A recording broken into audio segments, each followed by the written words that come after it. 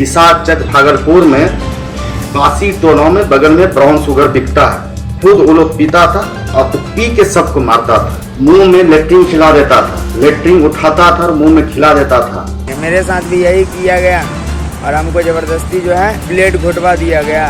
सब दिन नित्यम दिन मारता है और पीवीसी पाइप रखता है, उससे मारता है लाज। और जितने भी बच्चा था उससे काम करवाता था, वो अपना कपड़ा खिंचवाता था, ये सब करता था। जो निजी नशा मुक्ति केंद्र था उसका भ्रमण भी SDPO और SDM के द्वारा किया गया है। तो इसकी जांच हो रही है। जो भी इस पूरे मामले में दोषी पाया जाएगा उस पर कड़ी कार्रवाई की जाएगी। भागलपुर के इसाकचक स्थित न्यू दिशा फाउंडेशन नशा मुक्ति केंद्र में मधेपुरा की एक युवक के मौत मामले ने अब तूल पकड़ना शुरू कर दिया है। जैसे ही ये खबर टीवी अंग प्रदेश पर चली, इस नशा मुक्ति केंद्र के कई पीड़ित ने हमसे संपर्क किया और उन्हें अपने अनुभव साझा किए और जो आरोप उन्होंने लगाए हैं वो काफी गंभीर है और सरकार और पुलिस प्रशासन की आंख खोलने वाले आरोप उन्होंने लगाए हैं। उन्होंने कहा है कि नशा मुक्ति केंद्र के जो मुख्य संचालक हैं सुमित झा, उस पर कई गंभीर आरोप लगाते हुए कहा वो खुद पहले नशा का आदी था और पूर्णिया में नशा मुक्ति केंद्र में वो भर्ती हुआ और उसके बाद वहां से आने के बाद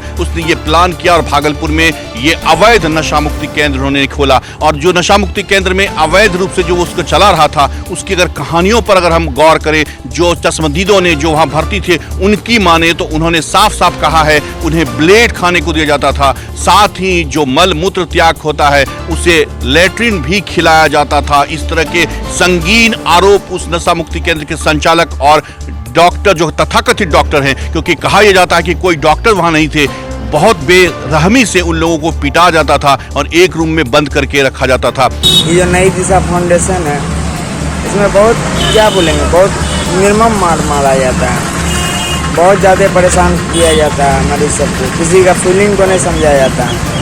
और रही बात कि बीमारी से मरने का बहाना बना दिया जाता है और मार मार के मार दिया जाता है।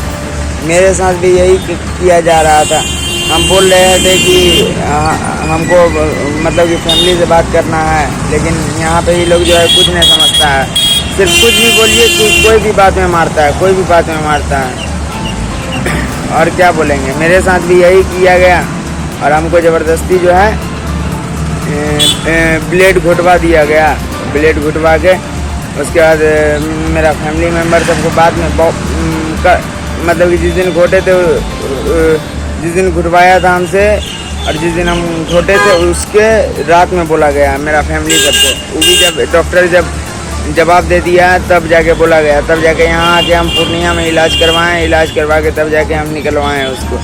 और क्या हुआ कि 7 दिन रखने का बात था और क्या किया मेरा फैमिली वाला से ये लोग 13,000 रुपया लिया, घर पे आके कैश 13,000 रुपया ले लिया और हमको बोला कि पैसा वैसा नहीं लिए हैं, तुमको जाओ ऐसे छोड़ रहे हैं।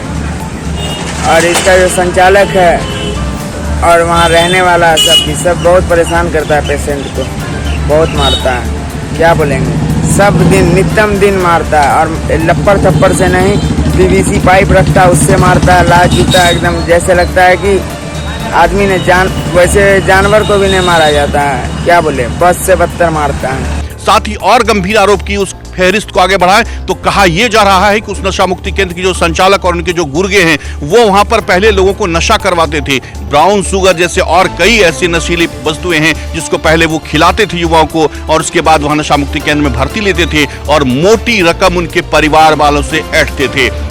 प्रशासन के नाक के नीचे इस तरह का ये अवैध नशा मुक्ति केंद्र चल रहा है, जिसको लेकर कहीं ना कहीं सवाल तो प्रशासन पर भी खड़ा होगा। और अब पुलिस जांच की बात, सीनियर एसपी से आज बात हुई, उन्होंने कहा कि हम इस मामले पर जांच कर रहे हैं, लेकिन देखना होगा कि पुलिस की जांच केवल जांच बन के रह जाएगी या फिर इस पर जो पीड़ित हैं उन्हें न्याय मिलेगा। हालांकि मधेपुरा के जिस युवक की मौत हुई उसमें हत्या का आरोप दर्ज कराते हुए परिवार वालों ने उन पर हत्या का आरोप लगाया और मुकदमा दर्ज कराया, जिसको लेकर के पुलिस दबिश दे रही है, तफ्तीश कर रही है। लेकिन पुलिस के तफ्तीश में भी ये बात सामने आई कि सीसीटीवी का जो डीवीआर है वो वहां से गायब है और उनके जो तमाम लोग हैं उस नशा मुक्ति केंद्र से जुड़े हुए वो तमाम लोग फरार बताए जा रहे हैं। तो इस तरह से पूरे समाज को नशा के मकड़ जाल में पहले उलझाया जाता है और उसके बाद नशा मुक्ति केंद्र में कि हम उनका नशा का इलाज कर रहे हैं, नशा चूंकि वो नहीं करें इसको लेकर उनके परिवार से मोटी रकम ऐंठी जाती थी। साथ ही परिवार जनों से भी नहीं मिलने दिया जाता था और कहा यह जाता था कि बहुत बेरहमी से, जैसे जानवरों के साथ भी सुलूक नहीं किया जाता, उससे भी बदतर स्थिति से उन लोगों को गुजरना पड़ता था और इस तरह से उनकी पिटाई की जाती थी और उन्हें काम करवाया जाता था। उनके परिवारजनों से घर पे जाके पैसे की उगाही की जाती थी और सुमित झा पर कई गंभीर आरोप लगाए हैं। बहरहाल टीवी आंध्र प्रदेश के साथ उन तमाम लोगों ने अपने अनुभव साझा किए हैं। हम आपको उनके अनुभव साझा जो उन्होंने हमारे साथ किए हैं उन तमाम चीजों को आपके बीच रखेंगे और सुनवाएंगे कि क्या कुछ कह रहे हैं वो लोग। हम नशा मुक्ति केंद्र में थे, मेरे साथ बहुत तरह का हरासमेंट हुआ, बहुत तरह का मारपीट किया गया। यहाँ तक कि हमको 3 महीना रखा। 3 महीना के लिए हमको डेली खाना बनवाता था, लेटरिन साफ करवाता था वो लोग।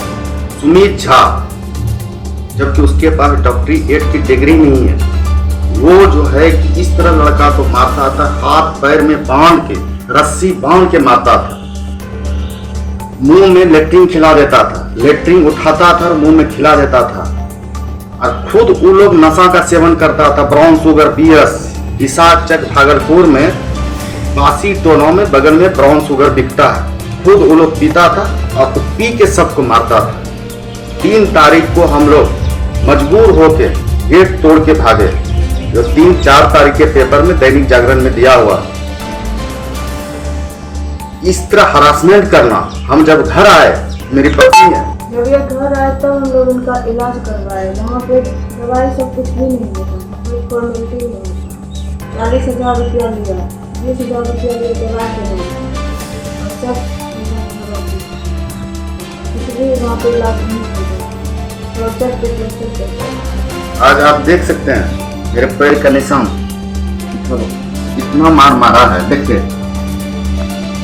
ये मार लाठी का मार है, ये देखिए पैर बांध के मारता था। देखिए पूरा निशान, पैर हाथ और बांध के मारता है। वो लोग पूर्णिया से आता है, 6-7 आदमी, अपने ब्राउन शुगर पीता है और दूसरे को मारता है।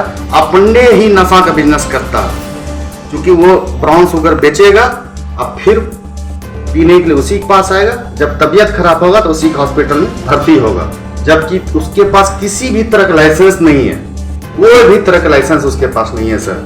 साथ ही और गंभीर आरोप की उस फहरिस्त को आगे बढ़ाएं तो कहा यह जा रहा है कि उस नशा मुक्ति केंद्र की जो संचालक और उनके जो गुर्गे हैं वो वहां पर पहले लोगों को नशा करवाते थे।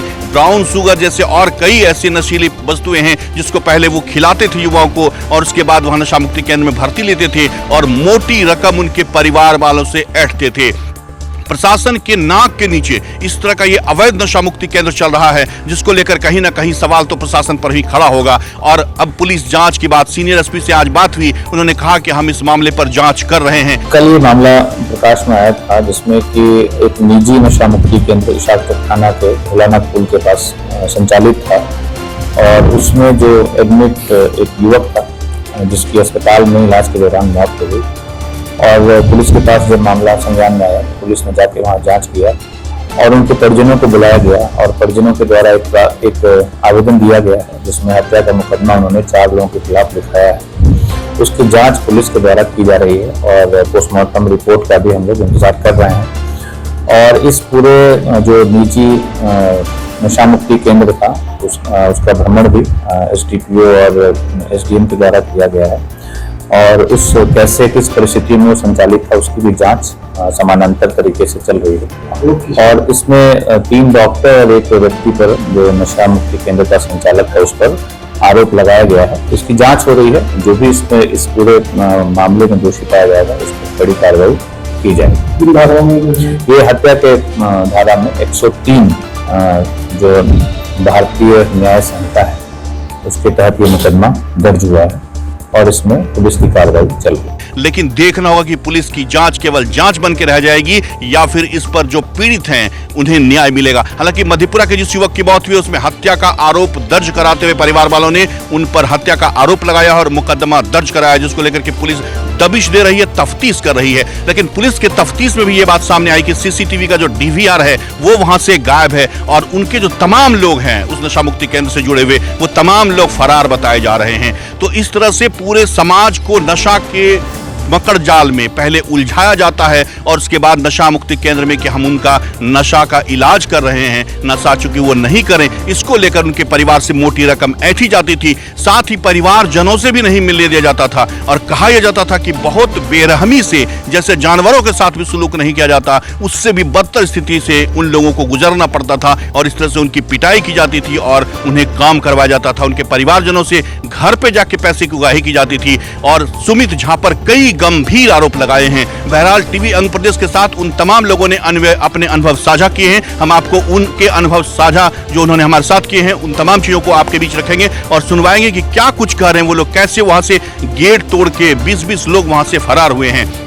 शासन के लिए बड़ी चुनौती भी है, साथ ही साथ सरकार के जो आला अधिकारी हैं उनको भी इस बात को संज्ञान में लेना होगा। स्वास्थ्य विभाग की टीम को भी यहाँ पर जागना होगा, सचेत होना पड़ेगा और जो लोग नशे के इस कारोबार में हैं उनके उस नेक्सस को, उस रैकेट को क्या वो पहुंच पाएंगे, वहां तक उनको तोड़ पाएंगे, खोज पाएंगे और क्या इन पीड़ितों को न्याय मिल पाएगा और जिनकी मृत्यु हुई है क्या उसे न्याय मिलेगा, उनके परिवार को न्याय मिलेगा। क्योंकि वो जिन्हें भर्ती कराया गया था मधेपुरा में वो नशा के सेवन करते थे। उनकी पत्नी ने फोन किया, उनकी टीम घर पे जाती है, उनको लाती है और 4 दिनों में ही उनकी इतनी बेरहमी से पिटाई की जाती है कि उनकी दर्दनाक मौत हो जाती है। एक युवा एक बार फिर से नशा से बचने के लिए नशा मुक्ति केंद्र आता है, लेकिन वहां जो नशा मुक्ति केंद्र में जहां इलाज की बात कही जाती रही है वहां इलाज के नाम पर उन्हें बेरहमी से पीटा जाता है जानवरों जैसा और उनकी मौत हो जाती है। बहरहाल पुलिस के लिए एक बड़ी चुनौती है और अब देखना होगा कि किस तरह से पुलिस इन तमाम मामले को लेकर के अपना कदम उठाती है और लोगों को क्या न्याय मिल पाता है या नहीं।